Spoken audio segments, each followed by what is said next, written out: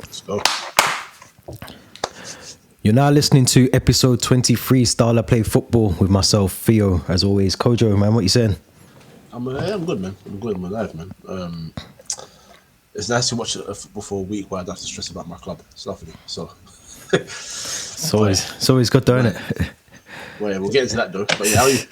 Nah, I'm good, man. I'm good. I'm partially ready for the season to end, and I'm partially not ready for the season to end, because you know when you find yourself watching mad things, like just mad things that you just wouldn't watch, because the football's dwindling down now. Like I was watching the playoff games, watching like the Champions League and all that this week, but then normally you got like a couple of midweek games like Premier League and Championship and all that, but obviously it's now ended.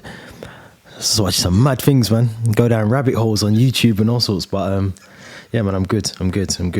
But before we get into the episode, as always, please go and subscribe to the channel, the YouTube channel. Make sure you go to the Spotify, the Apple Podcast. Make sure you go on there, the Twitter account as well. Make sure you follow. So it's all appreciated. And yeah, man, let's no better place to start, man, than the Champions League, man. Some really good semi-finals. Yeah, let's go back to Wednesday. Let's go back to Tuesday even. Let's go back to Tuesday, because big game, man. Massive game. Dortmund. I'm happy for Dortmund. I can't lie. I'm happy for them. I am happy for them. I feel like they needed that. They well, did you watch it? Did you see the game? You see it? Yeah. Oh yeah. No, I was happy for them, man. What's your thoughts? What's your initial thoughts on that game? PSG have a big problem, man. And I feel like they're not going to win the Champions League unless they just sort out. They still haven't sorted out the balance. I feel like they had the right idea trying to get different players in. I mean, it doesn't sound crazy because people will be like, look, they're going to win the league title again. Because the Champions League semi-final, it's not been a bad year for them at all. But to get over the hurdle when you're facing a team like Dortmund, who are not the favourites by any means when it came to that tie, you got to find a way to kill them off. And they made sure that Mbappe was quiet. They made sure that you're taking shots from range. So you have to unlock that door. That's what the best teams do, innit? Dortmund played a masterclass, man. Tactically, it was superb from start to finish. From the first leg to the end of the second leg. It was brilliant from top to bottom. Set pieces, they took advantage. Defensively, they were just sound, like defensively as a unit. And this might sound a bit wild, because he is by far their best player, and he's by far their savior on most occasions by a country mile. And I'm not saying he is the problem, but I feel like they just, when Mbappe's out of the game, they don't know what to do. Mbappe is a problem in that sense. Not that it's his fault, but you spend a lot of money over the years on different players, different talents. Then you sold, Neymar, and you sold Messi, and you sold this guy, you sold that guy to make him the man and build everything around him, and you're still not finding the function to get you that one step further in the Champions League. What is it? What's stopping you? I don't get it. But no, Dortmund was superb, man. I can't praise them enough. They were fantastic from start to finish. They deserve everything they got. Not gonna lie. Yeah, I thought it was one of those games, because obviously they only had about 30% possession of the ball, and when you do that, you have to be solidly defensively the better team. Like, you can't allow a team like PSG all the possession of the ball. I can't remember how many shots they had. Yeah, like, look, 30 shots, 5 on target, 15 off target, compared to Dortmund, who had 7 shots, 3 on target, 2 off target. So you can't allow a team like PSG, or you can in their aspects, but you can't usually allow them that much time on the ball, that much possession, that much time to take shots at the goalkeeper and still walk away with 1-0. So, like you said, masterclass defensively going forward. I thought they were brilliant, and I felt they had to double up on Mbappe. I agree with you. I think when you take out the main threat of a team, the other players have to step up and do something, and they can't. They didn't do that. Do you know what I mean? They just. It's like in any team, if certain teams you take out the key players, you double up on them, you see how easy it is just to let them have the ball, and that's all Dortmund done. I thought they were brilliant. I did feel there was times in that game where I thought it's PSG, they're gonna get a goal, they're gonna get something. But I was happy. I'm happy for Dortmund. I'm happy for Ian Matson. I'm happy for Jadon Sancho. I'm happy for these players that have gone back and they've got an opportunity now to win arguably one of the biggest trophies in the world of football. So I'm happy for them because they definitely deserve it. Emre Can as well. You know, I thought he played really well. Captain for Dortmund. He was everywhere. He was in the defense, midfield, when they did have the ball, he was trying to get the final third. He was in that phase of that play as well. So, yeah, man. I'm happy for them, man. I'm happy for them. I am happy for them. Matt Hummels as well. Talk about the goal. Boy, the worst set piece defending I've seen this year. just poor, man. Like, no marking properly, no. I don't know if they're trying to do zonal, half zonal. Like, I just didn't make sense. Well, just a little nudge, 2 steps back. Like, the commentator was saying, "Oh, look at the movement." I was like, "Bro, he's just taking like a 2-step back thing." And yeah, it's not much, man. It weren't much. It's not much. He hasn't had to work for that. If I'm being very honest, like, he's had to work well throughout the game, but for that goal, it's a piece of cake. And you saw it. The second one where you got called for offside, he was clearly offside, but man. Easy. Okay, why is he alone, man? Like, come on, man. He's quite clearly the best in that team in the year, obviously alongside Fulkrug and Emre Can. So mark your guys, man. Marquinhos. These guys need to take control of the situation. It's poor. But yeah, man. Shout out Dortmund. Honestly, what are you saying about being happy for them? Usually, you know, just like Stell, I call them fraudmen. But but if I'm being real, they've worked their butts off this year, man. It's been a difficult season in the league for them, if I'm being honest. So for them to get it back going, and Sancho might have bust the biggest case of the season. Know, man. No, I think he's probably stuck his 2 fingers up at Erik ten Hag by doing this, because the games I've watched him play, he's played amazing for Dortmund. I'm not saying he does that week in, week out since he's been there, but he's definitely adapted well back being at Dortmund. Do you know what I mean? Yeah. But what I will say is, well, maybe I'm on his side, but maybe the reason why I'm saying that he's busted the biggest case is because, quite frankly, long story short, if he had said sorry, he wouldn't be there. Yeah. You know what I'm saying? If he says sorry, it's done. Literally.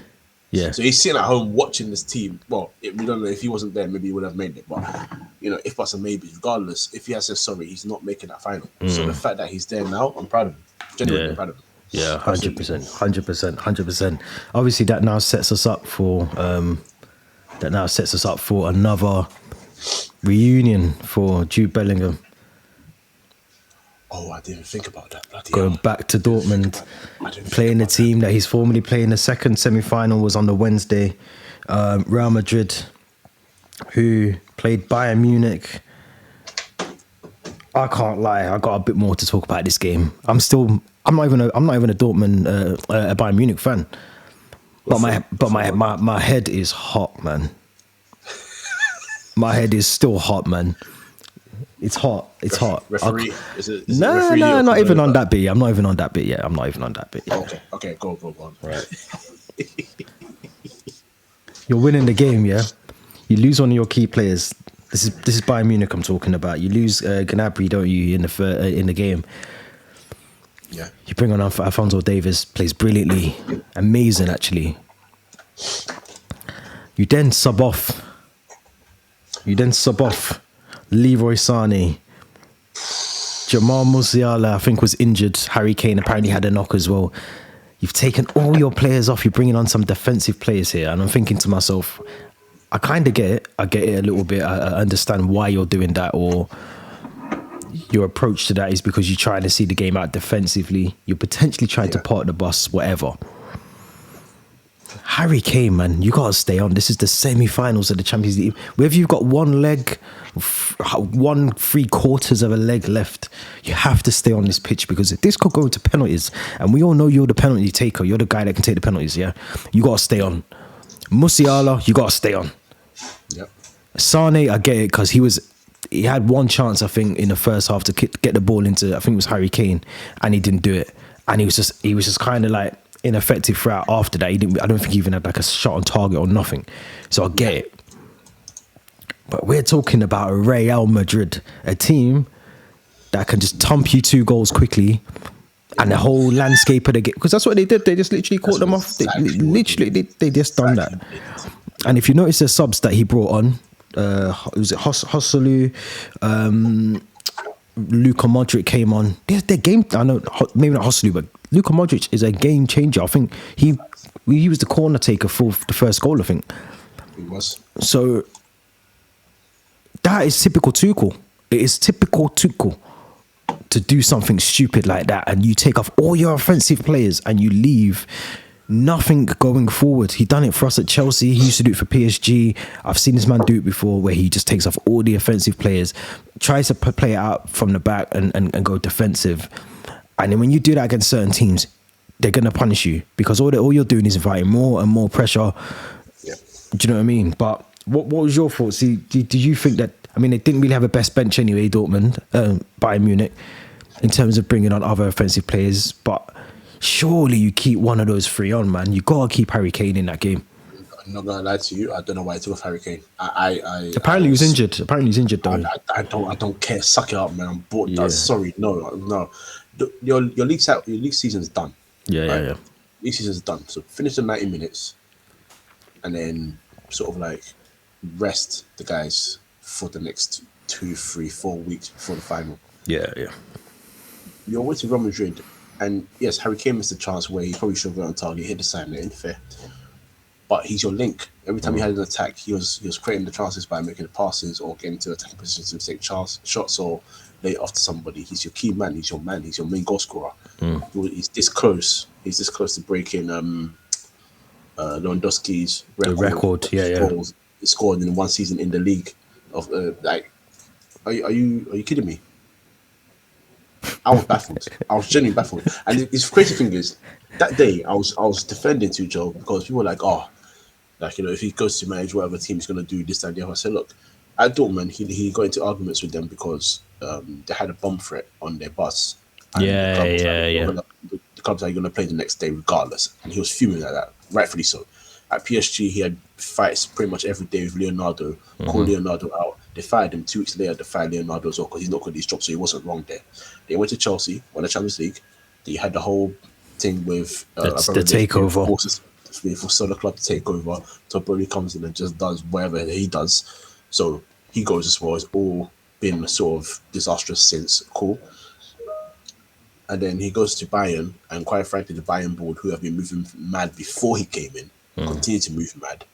You even find out recently that he wasn't ideally even looking at Eric Dyer in the first place. Dier's had a good time at Bayern, I'll be fair. He has been good. But before, you're like, what the hell are Bayern Munich signing Eric Dyer for? So I was defending him on that side. But where I can't defend him is everything you just said just there. He keeps doing it. And what is the definition of insanity? What is the definition of insanity? It's mind-boggling. It's mind-boggling. I couldn't believe it. I was thinking you're ahead of the game, and if Sane was injured or whatever, fine as well. But look, you're winning the game. So for me, in that case, if I'm being honest, if you need to make changes, try and make them like for like. Bring on an attacker for an attacker, like he did Choupo-Moting. Choupo-Moting is nowhere near Kane. Yeah, I got it though. Take him off, I can get that. Yeah, I can get that. And he's a bit more. Just stick him up top and just let him just hold up the ball and whatever. And target man. Perfect target. Rudiger's strong. I know he's going to be tough to deal with, but that's what you're here for, is battle of battles, isn't it? Fuming. I was fuming with him. At the same time, this is what I'm going to say, yeah. Real Madrid, and I want people to understand this. Real Madrid make you do crazy things without you realizing you do crazy things. There's something about them and destiny in the Champions League. You do not stop this team. Once they get to a semi-final, you are not stopping them. I'm sorry, it's not going to happen. The last time I can think they got to a semi-final and lost is when Bayern won it in 2013. Yeah. Because Sergio Ramos did his best to kick it from the Bernabeu to Sevilla's Pizjuan Stadium. That's the only time I can think of them losing the semi-final. After that, they're not messing around. Do you know who Real Madrid are? But do you understand who Real Madrid is? I don't even think they played that well, I know they played well, but they didn't play as well as they could have done. They don't need to, bro. I know, no. This is the They thing. don't They need to. didn't even get out like third gear. They were just like, they were just coasting. They were You just can coasting. dominate them. You can dominate them for 80 minutes, and they do exactly what they did there. And this is why I like Ancelotti. Look at the subs he made here. Joselu was, I guess, the short-term replacement for Benzema until they get whoever they want to get, ideally up top, right? But he maintains the balance. He's a pure 9. So if they're trying to create chances there, he just needs to be in a position to finish chances. He's a good finisher. Yeah, so he yeah, doesn't yeah. need to do the rest of the business. He can do everything else in the box. And look at what he did. He scored penalty goals. Yeah, he Penalty did, box man. goals, sorry. He did. Brilliance. Absolute brilliance. And I'm going to say this right now. Ancelotti, you guys need to stop. Well, not me, you. We respect him here. But other people need to stop putting them up here with the greats. Now respect this man. No, yeah, he's got to be. He's been there for time, man. This man is so charismatic as well about him, how he does things, and like I said, tactically, he's just one of those. Do you know what was mad? I was watching it's an overlap where Gary Neville's kind of in the hot seat.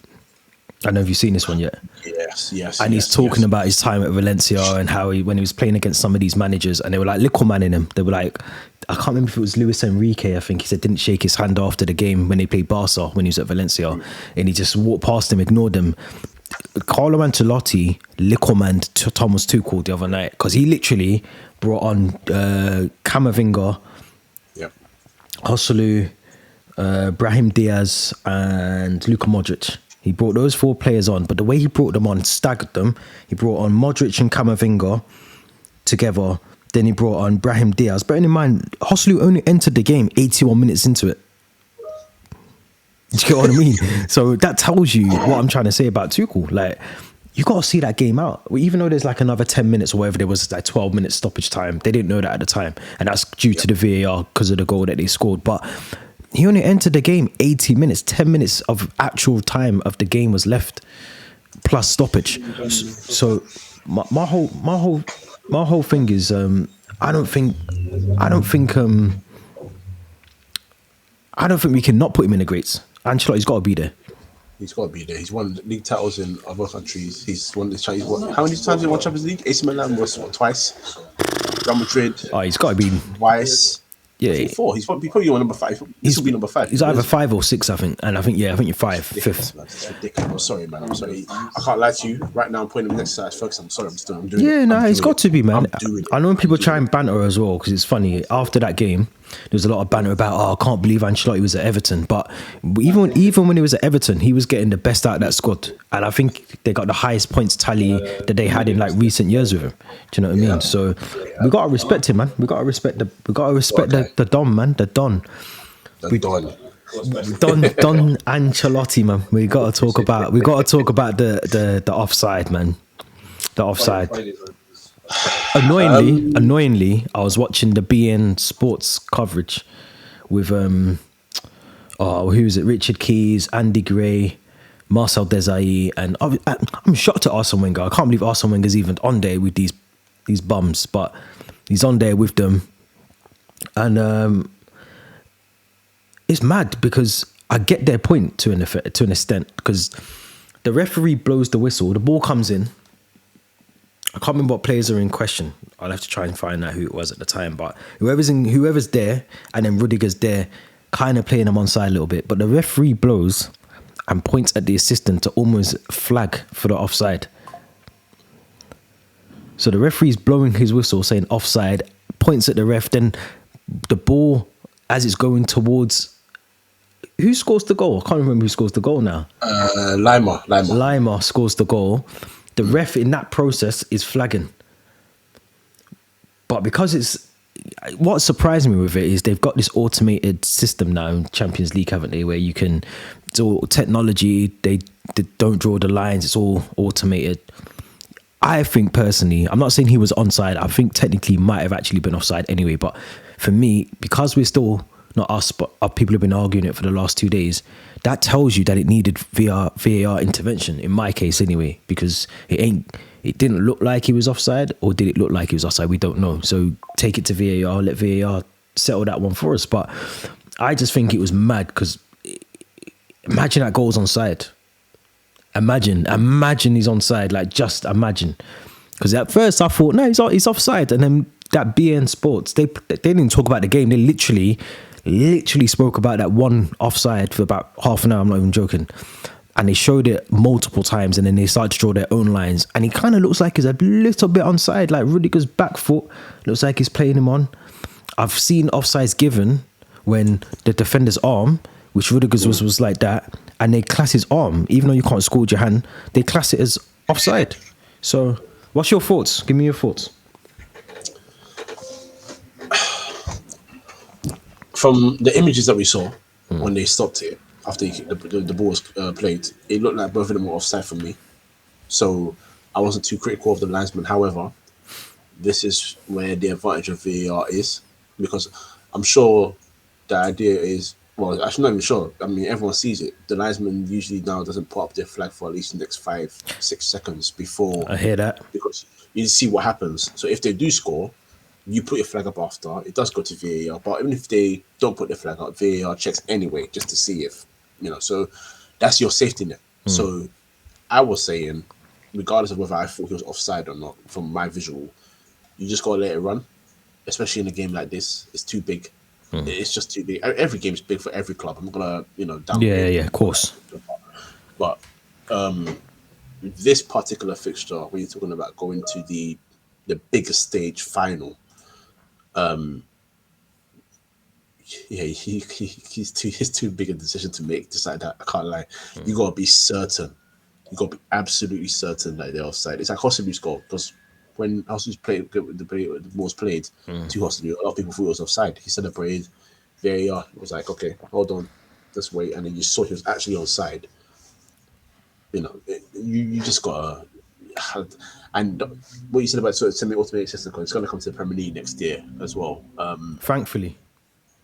It's the best thing that could happen, because you literally got an image, a still image, and the line is drawn across straight. There is no debate. There's no, I see it differently. This is what it is. Black and white, and it is what it is. Yeah. So they could have run it, but look, I said it once, I'm gonna say it again. Destiny. Real Madrid and Champions League is destiny. I said it on Free Midfield when they played Liverpool. It's been a couple of years now. When Bale scored over head kick, that final. I had 2 Liverpool fans on, and they were like, why are you acting like we ain't got no chance? Salah's been great, Mana's been great. I said, listen, you guys have been fantastic this year, but you can't stop destiny. You just can't stop this. I'm sorry, it's just what it is. I would say the same thing if Man United were a good club and they were going to the semi-final of Real Madrid. I would look at everyone and say, listen, I'm here to support my club and I hope they get to the final. But if we lose, whatever the reason, I'm going to look at you and tell you, Real Madrid, semi-final, Champions League, it is destiny. Point blank, period. Don't stop them. I'm just trying to think, because I feel like didn't they not play each other in the final about 10 years ago? Real Madrid and who? Dortmund. Real Madrid and Dortmund. Oh, sorry, Real Madrid and Bayern Munich. Sorry, they played the final, didn't they? Because I was saying semi-final. Did they? Did not play in the final together? Nah, semi-final. Bayern knocked them out of the semi-finals, and then Bayern won it against Dortmund when Robben scored, and then the next final. Yeah. Sorry, because I was thinking. Yeah, I got it confused. I was thinking an all-German final would have actually been decent. Well, it would have been history again in London. It was last time, really. Yeah. It would have been. Yeah, I'm getting all confused, man. Need to have some more coffee, but my brain's still not awake. But no, I agree with that 100%. I think the semi-automated VAR has to come into play. Me personally, I think they should have allowed. I think even the linesman and I think the ref apologized to Tuchel after the game. That tells you that they fucked up somewhere. Yeah. Do you know what I mean? Yeah. So it's a crazy one for me. Just before we move off the Champions League, who can you see? I know you just. You didn't ask this question, bro. I know why you're asking me. You didn't ask this question. I'm just gonna be very real for anyone listening. Since I'd say 2014 onwards, I've predicted Real Madrid to win the Champions League every year. I don't even consider who's better. I just say Real Madrid, because at this point it's just I just accept fate. Yeah, no, it's not even just that. I think they got the best squad, haven't they? Let's not beat around it. Oh, they do. Oh, absolutely. They've Yeah. got amazing squad, and they're adding to it. Like Endrick when he's finally there, and like we spoke about that a few weeks ago. Like their squad is mental, and the way that when you watch them, like I said, I don't think Real Madrid played amazing, but they still get the job done, and they still look a threat going forward. Like they're just unbelievable, and yeah, I have to agree with you. I can't see anything but a Madrid win. They're just. I'm going to say this actually. This is going to go a bit mad, but I don't even think like the likes of like Jude Bellingham are game changers for Real Madrid. I really don't. I think the unsung heroes for me, like Rodrigo, I thought played amazing the other night. Amazing. Vinicius Junior, we know what he can do as well. I get that, but even like Tchouaméni played amazing, but just kind of goes unnoticed because everyone's focused on Bellingham. But a lot of those other players, even Hossley, we have to give him the credit as well. Like a lot of the plaudits afterwards was for Bellingham. Bellingham trying to force tears. Like I see him on the pitch, like trying to cry and all that. I get it. Do you know what I mean? He's the PR guy, the machine, whatever. But the unsung heroes, man, to bring someone on who, I think there was a clip of him. He was supporting Real Madrid. He went to Paris for the Liverpool final to support Real Madrid 2022, wasn't it? I think. Yeah. And he went there, and now he's scoring 2 goals. Scoring 2 goals to take the same team he went to celebrate and support 2 years ago in Paris. He's now playing for them in the final in London. Yeah. So, listen, man, we got to praise them sort of people that were there celebrating 2022, and now they're playing in the final 2 years later. So, but yeah, I agree with you. Real Madrid for me, can't see anything else but a Madrid final, Madrid finish. Don Carlo and them things there. Yeah. Boy, I'm going to try and get a ticket to that final. I am going to be the biggest Madridista. Oh, they must be sold out by now. They're not on sale. They're not. There's always a way, man. Don't worry, man. Don't worry, man. I said corporate. There's always a way, man. I hear you. Let's move it to obviously the announcements for the player of the season and manager of the season in the Premier League were announced this week as well.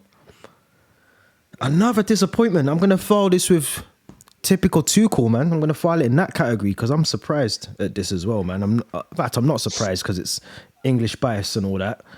But let's start with the managers first. Let's start with the managers because we spoke a little bit about the players in the last episode, but now they're officially out and announced. We'll talk about them. But Mikel Arteta, Unai Emery, Pep Guardiola, Jurgen Klopp, and Adoni Areola. For Bournemouth. Yeah. Any surprises, first of all, for you in there, for out of those 5?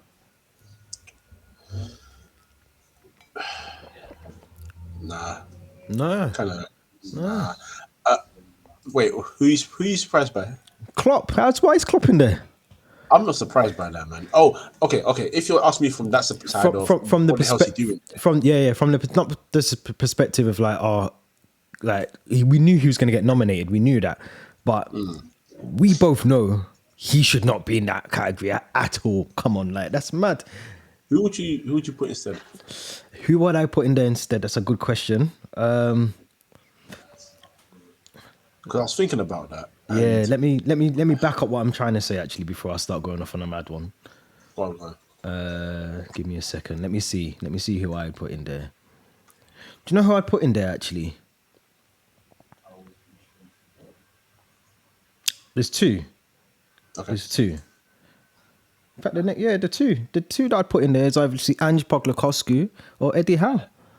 Thank you very much. They'd have to go in there and the reason I'm saying that is not because they're both chasing the European dream. Newcastle have had a lot of injuries this season and they're still managing to get European football by the looks of it. We'll talk about that in a minute. Yeah. Ange Postecoglou, first season, Tottenham. Obviously, they've done really well start of the season. They've dropped off a bit of form. But again, they're 5th. They're 5th and they've done really well.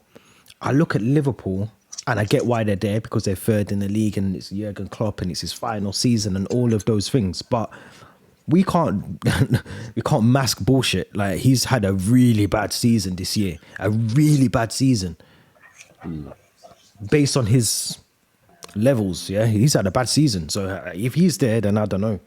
I think maybe he's there because it's a weird one because obviously Newcastle had bundles of injuries. It started with Nick Pope going Massive, first. massive. Then Nick Pope, then Joe Linton, and then pretty much their whole backline. They Callum lost Wilson, Tonali for the season. Like I know Tonali gone. it's his own fault, but Yeah, Isaac was injured for a while as well. Like it has been a weird time for them because there's a period of time where they had to play like what's the they're name? Anthony playing. Gordon, Lewis Miley was in midfield for most part of Christmas, I think, as well. yeah, yeah. Emil Kraft was starting to get games again. Like Yeah. it's Come been on, a weird man. one. And they're still there. They're still And they're there. still there. Yeah. And then we talk about Spurs as well. The thing about Spurs is, I know people will be like, oh, maybe expect them to maybe finish above Aston Villa, but the difference between them and Aston Villa is they started the season so well, Yeah, and yeah. then they had bundles of injuries coming as well. Madison was out. Yeah. Gone, Son in and out. Yeah. This guy, the defense, like Van der Ven injured, Udogi, he's out for the season now. They had suspensions as well. Remember, I know again that's self doing. Yeah. But they still have to. That's not on the manager. Do you know what I mean? If we talk about based on the manager, he still managed to get the team fifth in the league based on all of what you just said. Absolutely, but what they will say about Klopp, I'm just gonna give that side of the argument as well on Liverpool side is, and it's the same reason why we'll get onto Van Dijk in a bit, but the same reason why he's part of the player of the season conversation is because they had injuries in their backline. So obviously Trent injured, Robertson injured, Konate injured, Gomez injured. So you saw Quansah, you saw Bradley, you saw Tsimikas here and there. Then sometimes Joe Gomez was left back. Alisson was out for a while as well. Do you know why it's different for me though? Because they're in a different category to those other two. For me, they should be like they're ones. I mean, they're not. We're going to talk about the league in a minute, but they're not theoretically or mathematically out of the league, so to speak. They are, but they're not. But they should be still up there. Like we're talking about Ange and Eddie Howe still kind of ticking off their objectives. Do you know what I mean? Yeah. The greater managers get the best out of a team no matter what. And I'm not saying that Liverpool haven't done that because they have. They're still third. They're still Champions League. That's their objective, I think, this season. But when you just look at Klopp and his standards, could he really look in the mirror and say, yeah, I've done it. I've done what I need to do this season? Probably not. I think the shock factor for Liverpool, which I think when he announced that he was going to go, I think Liverpool fans, a lot of them vocally, I will shout out Alex from DR Sports, who I am very cool with, who went on the show and said, if I'm anybody, I don't want to play against Liverpool right now. What was that, at the start of the season or what now? Recently? No, it was after he announced after he announced the thing. Oh yeah, it's the other way. Alex, it's the other way around. It's the other way around. We want to play Liverpool right now because they're not even thinking about. They're thinking about, am I going to be here next season, or am I going to get a new deal, or do I need to jump ship and go to the Saudi League? This is the best time to play Liverpool. Trust me. Oh, but he thought at that time. After that, then they got some good results in that. They're going to get that. How do I describe this? That 2010 John Cena in WWE where he's passionate, you can't beat him, and no matter what happens, he finds a way to win. Oh yeah, he's gonna go and just run out to the pitch and give everything for the shirt, and you can't beat this Liverpool team. They thought that was gonna happen. Let's just be real, and they were humbled very quickly. So in that aspect of hopefully for them in that time, hoping they can go for a quadruple and a treble or whatever. They've been humbled very quickly, but that's not. They were going to put Klopp in there. I think once you're in the top three, they just automate it anyhow. They don't really think about what you're talking about, the intricacies, because you've got your almost like a top. No, in fact, you have got your top four: Aston Villa, Liverpool, Arsenal, City managers, and then you've got Unai Emery, Iraola, because. Obviously, what he's done with Bournemouth for 10th in the league, so he's done a good job. Impressive. Their best ever return in the league season, club best record points total. Yeah, they're doing great. So there's that side of it. But the one Andrew's the one I expected to see him there. I know they've had a complete capitulation. I know they've lost. But have they though? I think it's a good season. Yeah. I think so as well. For what they probably expected to start this season, I think he probably overachieved in those earlier months in the season when they were like top of the league and all that. I think that gave a false impression of where they were going to finish in the season. I think them finishing 5th or 4th is probably about right for the season. Oh, I told you earlier in the season that I think if they didn't have the injuries pile up on them so quickly, because it came out of nowhere, it was just bang, bang, bang, bang, bang for injuries. I think they'd be comfortably a top four side right now. I think that top four discussion will be done for the season. Yeah. I don't think it'll be Aston Villa. I think, and that fifth Aston Villa's a phenomenal season. But looking at, they lost Kane. They got a new manager who essentially just said, I'm going to play my brand of football. Brought in Van de Ven, new boy. Saw immediately thrusted into the team. Immediately thrusted into the team. Like, it's a big change. It's a big change. It's real. It's a big change. And they had to sort out the wide sides. They bought Brennan Johnson for a lot of money. They should have, but spent a lot of money. Then they lost another guy, so they had to bring Timo Werner on loan. It's not been easy, but people don't consider these little things. And I will also add this element to it. Spurs fans complaining so much doesn't help their cause. But that goes back to the expectations, though. The expectations have got to match what their quality of their players are, and I think them finishing in the Champions League places, they have to take that, because a couple of seasons ago they would have took a Europa spot and be happy with that. So to get the Champions League, I think they've got to look at that and go like, yeah, okay, we're finishing where we are, and if we're basing it just on what the manager's done for the team, so. We think about what the manager's done for the team. The manager's got them into that Champions League spot, or could be Champions League, Europa. There's 7 points off it at the moment, the fourth place. But I think he's done an amazing job. I think he's been found out as well. I'm not just going to praise him, but I think he's also been found out in terms of how his high line, his press that he wants Tottenham to do. Teams will just put a quick strike on the halfway line, and it'll be a race who gets there first, and then you're backpedaling with your defenders. So I think clubs have cottoned on to that. You can't play a high line if you've got the defenders to play it. But let's talk about some of the others. I mean, let's talk about, obviously, Arteta's in there, the usual, Pep Guardiola again. You'd expect maybe one of them two to win it, but Unai Emery in with a big shout for me as well, man. I'm going to lie to you, Unai Emery's my winner, man. It's Unai Emery or Arteta. If Arsenal win the league, you have to give it to Arteta. You have to. I think you have to consider the whole overall aspect.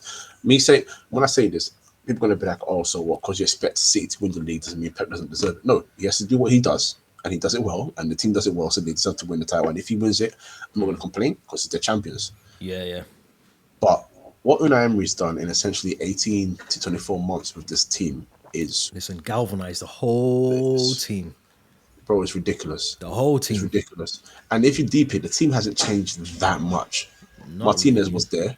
Konsa, Mings, they lost Mings. It's the same team. They even lost Mings. It's the same team. Mings at the beginning of the season. He brought in Pau Torres. Zaniolo and Bailey. Is that it? Bailey. No, Bailey was there before him. Was he there, innit?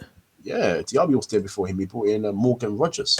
Yeah, that's it. So it's not even like he's brought in big game changers like for 80, 90 million. He's literally got the same team that Steven Gerrard had sitting in 17th place, and now he's got them playing European football next season, like proper European football. Champions League football. I say you're proper, like I'm not about to try and talk about my team getting into the Conference League. No disrespect to the Conference League, but you know what I mean? Like the biggest stage in Europe is mad for a club like Villa. Do you know what I mean? I think Unai Emery... It's mad because I agree with you. If Pep wins the Premier League, I want Unai Emery to win the manager of the season. But I think if Arteta wins the league, you got to give it to him. But you just know if City win the league, they're going to give it to Pep. They're going to give it to him. Of course. They're going to give it to Pep. They always give it to Pep. And that's always been the way, in it. But I miss the days where... Because I remember Sats Ferguson didn't always win manager of the year when he won a league title. And it made sense. I wasn't mad at it. Because when... Alan Pardew got Newcastle to fourth. Yeah, he deserved that. Are you kidding me? That team wasn't that good to go to fourth place, but he got them there. You know, you just got to be fair, man. But it's very fair. Yeah, I was gonna say something, then I won't say that. What about Alan Pardew? Yeah.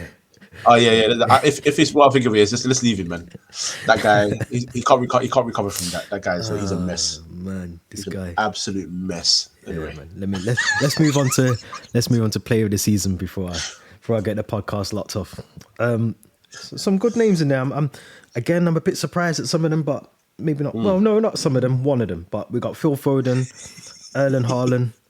Two expected in there: Alexander Isak, Martin Odegaard, Cole Palmer, Declan Rice, Ollie Watkins, and Virgil van Dijk, the last player in there. We got to start with the elephant in the room.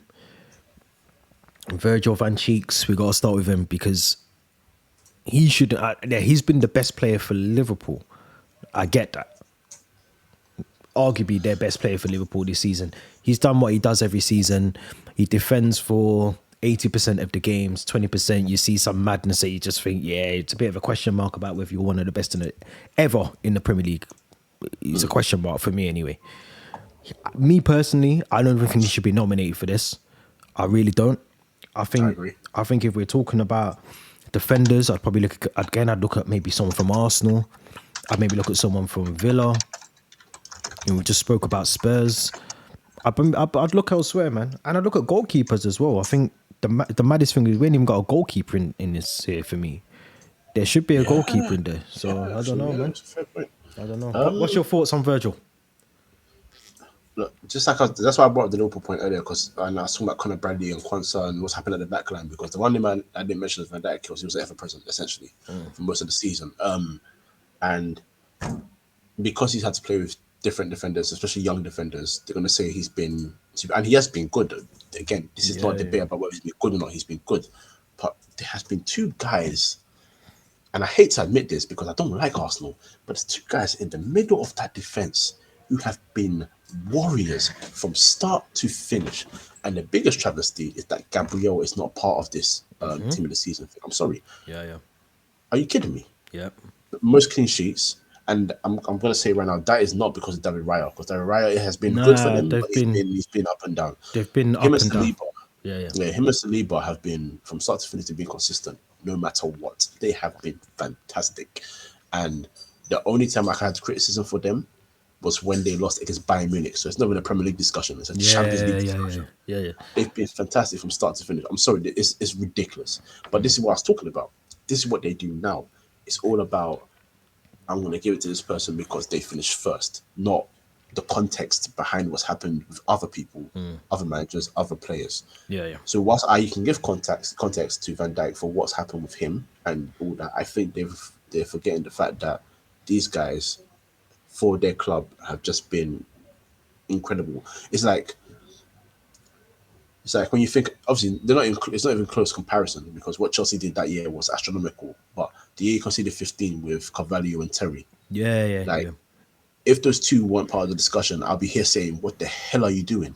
Yeah. You know what I mean? What the hell are you doing?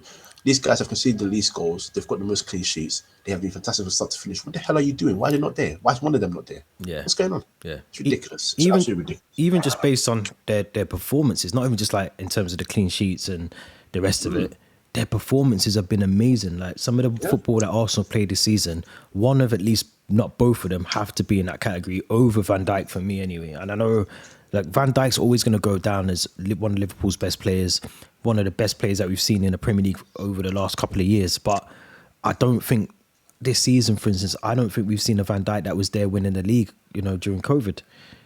He just hasn't been better, man. That's as simple as it is. I think he's probably hit a peak with Van Dijk. I think we've probably seen the peak of Van Dijk, and we're slowly with defenders the decline can last for years. So you can still kind of maintain a certain level of standard, and then you just slowly, like Thiago Silva's doing that now at 38, 39. So you're slowly going to see that with Van Dijk over the next 6 or 7 years, and you'll just decline even slow. Like defenders decline slower than a striker does, in my opinion. But I don't know, man. I don't think he should be in there. I do think Odegaard, Declan Rice should be in there. I do think Foden, who I don't think should win it, because I don't even think he's probably been. He's not. I don't know. There's something about Foden. I just think he's all right. I don't think he's anything special. Isak, I think, should definitely be in there. Yeah. Only Watkins for me. I'm going to put it out there right now. I think should win this, and I think Cole Palmer is very unlucky that he's playing in a team that has underperformed a lot this season. Otherwise, I think I would put him in that shout with Ollie Watkins, but I can't put him in there because there's been times where, yes, he's played well, but then there's times where he hasn't played well, or I just can't put him in there. I can't put him in. I just can't put him in the conversation. I'm going to argue against that. I'm sorry. I'm going to argue against that, because all those players on that list have had off days. All of them. Nah, they have. But at the same time as well, I'm thinking about Nah, like I can justify why I'm saying about Watkins, because Watkins has helped his team get into Europe. Yeah. We're gonna finish a season potentially getting Conference League football or maybe Europa League football. That's not an that's maybe I can put Palmer in there, but Ollie Watkins has to win this. Has to win it. He doesn't. We can't. Do you know what I mean? Yeah. I can't. No, yeah, no, I agree. I agree. I'm not. I'm not arguing against Watkins being my clear favorite. Cause I'm with you on that one. Yeah, yeah. I'm just saying. I think Cole Palmer's not by you per se, but I think he's getting a huge disservice. He's dragged for the team. the curve, yeah. No, he's dragged the team. He's carried that team all season on his back. By the way, I'm just gonna say this right now, right? I'm just gonna say this right now because I don't know how much Chelsea took we're gonna do on this podcast, but you guys are building something very slowly, and it's taken me a while to see it. But I've been looking at your results since January. Our home record's good. Our home record's What good. I'm gonna say is next season. I think you need to stick with. I think you need to stick with Pochettino, but that's that. Anyway, we're gonna do individual clubs throughout the summer. We're gonna talk about individual clubs throughout the summer, and cool. we're gonna go from A to. I'm gonna say A to was Z, but there isn't a team. But you know what I mean. Alphabetically, we're gonna talk about everyone's teams throughout the summer and see what they got to do. Deckers, man, Mr. Muller Rice himself. Is he rightfully in contention to be player of the season? Yeah, he is. Because obviously he will never compete in numbers and assists with Ollie Watkins and any other forward because that's not his thing. Yeah. But if you're talking about sheer impact, and this isn't a thing of but Arsenal finished second last year, so it's not a difference or whatever. He's a huge difference because they faltered this time last year. They were not in discussion. I said it that I was desperate for Man United to sign him. I knew Arsenal were the favourites, but if Man United could just, I don't know, pay him, offer him more wages, whatever you got to do to try and persuade him. I don't think he's the kind of guy that can be persuaded by more money. I generally feel like he's an ambitious person that wants to go play for a better team. But do whatever you can because this guy's a game changer. We saw it. I could see it at West Ham. He's one of the few players that I've really thought about since like having knowledge of the game, that when he's making a transfer, I know for a fact that he's gonna go and be damn good. You don't worry about him. He will fit into any system you want to play, and he will play his role perfectly. And even this season alone, when Arsenal were not playing Partey in midfield, he was kind of playing DM slash box to box. People were like, oh, he's not doing his thing properly, and maybe he's the problem. I was like, are you kidding me? Are you kidding me? Do you know how good this guy is? He's superb, and he deserves it. He is the ultimate impact player for them. I'm sorry, it's just point blank period. It's just facts. So no, definitely. I'm fuming personally. The reason I didn't shout him out is because quite frankly I'm jealous. I'll just be real. I'll be very honest. I'll be very honest. So we're both agreeing Ollie Watkins should get this. I know he's not going to win the Golden Boot because Haaland was moving a bit mad at the weekend. Was it last weekend or the weekend before? He's moving mad. Last weekend, he's got four goals. So I think that Golden Boot questions out of the way. But the race for the top of the league, for the Premier League, comes to a conclusion the 18th, I think, or 19th, something like that. Yep. Couple of weeks time now. 1 point separates Arsenal, Man City. City still have that game in hand over Arsenal. Liverpool, 78 points. I feel like, can we discredit Liverpool at this point? They're not catching up. Sorry. Yeah, I don't want them to. Like, obviously, I don't want them to even be there abouts. I don't want it to be squeaky bum time come last game of the season, and they might still have a chance. So I'm happy we can discredit them, but I also can't see City dropping any more points now. I can't lie to you, I can. Okay. I think because when they got Fulham, Tottenham, and West Ham at home though. At home, it's going to be Tottenham. You think? The funny thing about this rivalry, I call it a rivalry. It's not even a rivalry, but the thing about this fixture is Tottenham have some level of judge on City that just doesn't make sense. And I'm not saying that can't be broken, because there will be a time where City go to Spurs and absolutely smack them. Yeah. But I don't think it's this midweek.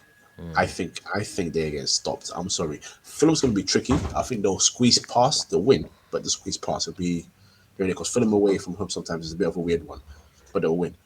But the Spurs away, that's the one. Spurs need a bit of a confidence booster. They got Burnley this weekend, and I think if I'm right, they have the opportunity to relegate Burnley because Burnley are 5 points off Forest. Yeah, so if they lose, they're done, right? Yeah.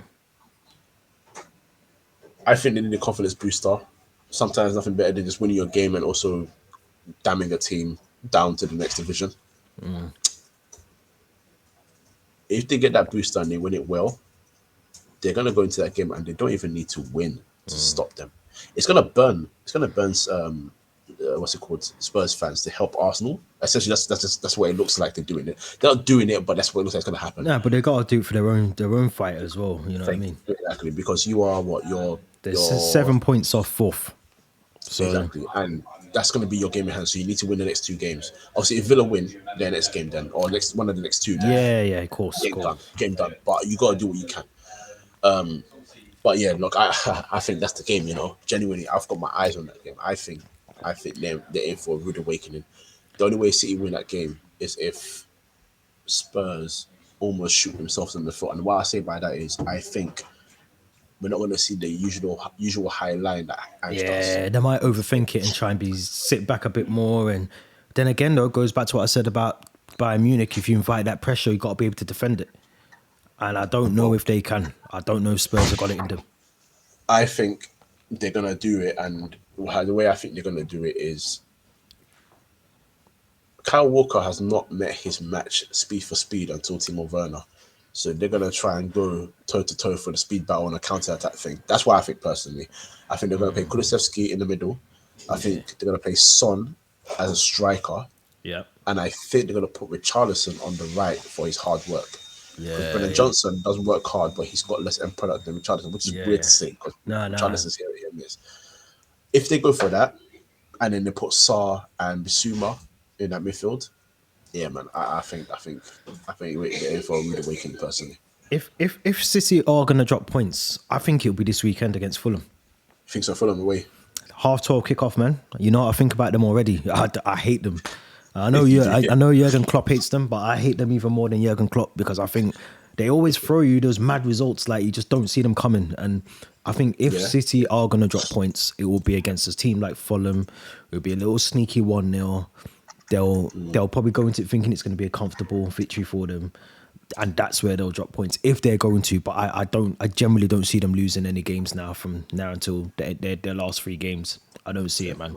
I think West Ham is a mad one, which we'll talk about again in the summer. But I feel like knowing that they know that David Moyes won't be there next season, I feel like they're on holiday in Mykonos now already. So I feel like they're on a bit of a downward spiral. But so we're both going. So you're saying theoretically Arsenal for the league? I said that from the beginning of the season, so I'm sticking with it. Okay, I'm sticking with City. I'm still going to stay City. I still think they'll do that. So we've got Conference League places up for grabs. We've got Europa League up for grabs. We've got what else have we got? We've got Champions League potentially up for grabs if Tottenham can do their thing. So how do you see that final sort of 4th, 5th and 6th place finishing? Villa 4th, Spurs 5th, Chelsea 6th, Newcastle 7th, Man United not in Europe. Man, come on. I don't know, man. I don't know. It's tough, isn't it? Because we're both level on points, and I didn't think I'd ever say that when we were like going. No, I didn't. When we were Christmas, I agree. Yeah. Do you know what I mean? Like you just said, we've had our home record since January has been really good. I think we haven't lost a game there at Stamford Bridge since Christmas or something stupid like that in the Premier League. I want us to do it because I think we need that kind of Euro. I think the Conference League would suit the squad that we've got. You just said then about us building something. I think playing in that sort of competition would help some of these players that possibly haven't had that experience, that exposure to European competition football or whatever. It might give them something to work on during the summer as well, pre-season, get ready for it. But I don't know. I just look now. We got Forest, I think, on Saturday. We got Bournemouth coming up as well. Stamford Bridge, Thiago Silva's last game at Stamford Bridge. It's going to be tough. It's going to be tough for us. It's going to be tough. But we got. I think we got Brighton in between that as well. I think we got Brighton in between that. So 3 games where we can probably do. Brighton, I think, will be the toughest game. Brighton in midweek. I think it's on maybe a Thursday or a Wednesday. Can't remember what day it is. Yeah. What day is it? Oh yeah, I so think it's Wednesday. Wednesday. Wednesday. Yeah, Yeah. because you've got Newcastle at Old Trafford the same day. So Right. that's a big game for both clubs, because if you get your 3 points, we get our 3 points, and we are theoretically talking about going to the wire in the 18th, 19th weekend. I think you do it, man. The reason why I think you do it is, I think right now you've got into a good you've got into a good stage where you're getting the right results. I think you got enough to go to Forest and get the win, because Forest defensively, they're a lot of that. They love that energy going forward. It's the Hudson Odoi, what's his name, Morgan Gibbs White, Yeah, Anthony Elanga thing going forward. That's their base, and they need that to work and tick. And I think right now you've got, funny enough, without Enzo, which I didn't think I'd be saying, you've got a right balance in that midfield now with Caicedo and Gallagher somehow working together quite well. So what I think is going to happen is, I think you win that game, and quite frankly, Man United are not going to beat Arsenal. You don't think? And nah, I don't think so. I don't think so. I think Arsenal win that game, to be fair. And that's not me trying to be like No, negative. no. I'm trying to assess it and be like, I just don't see a place where Man United get a result as a draw or whatever. And then, yeah, I think from there you win. Newcastle's fixtures are the ones I was interested in, because they got Brighton Yeah. at home, and then they've gone to Old Trafford, which is the funny one. Yeah. I think Man United beat Newcastle on that day. I think that's the one that stops you. Man United do this. If anyone sort of looks at what happens with United, is when they have 2 games, kind of big games in a row. Yeah. They win They one, lose one. Yeah, and I think Arsenal's the one that's just going to be too tough for them. Whereas with Yeah. Newcastle going forward are difficult, but I think defensively, someone like Bruno Fernandes or Rashford will just find a way to get in behind and do something. So yeah, I think Man United will sneak that one. But I think, or even if they draw, I think that'll be enough for you guys. I think you beat Brighton, and I think you draw against Bournemouth on the last day, but I don't think it will matter after that. I think it'll be job done. Listen, I'll be honest. Like, shamefully, I'll take it. I'll take that as our way to end the season. But I'm sure we'll be doing. Obviously, next week we'll be back for another episode. So we'll see where we are next week after the Arsenal game, after the Forest game, City as well. We'll be playing Fulham. We'll see what happens there. As always, make sure you subscribe to the channel. Make sure you go to the socials, the podcast. Make sure you follow, hit the notification bells all on there as well. Don't forget Free in Midfield as well. Hit that link. YouTube channel is right down there in the description as well. So make sure you go and give Kojo and the team over there a follow. And we will be back next week, Kojo. Thanks, man. Until next week, man. Bless, man. Bless. Bless.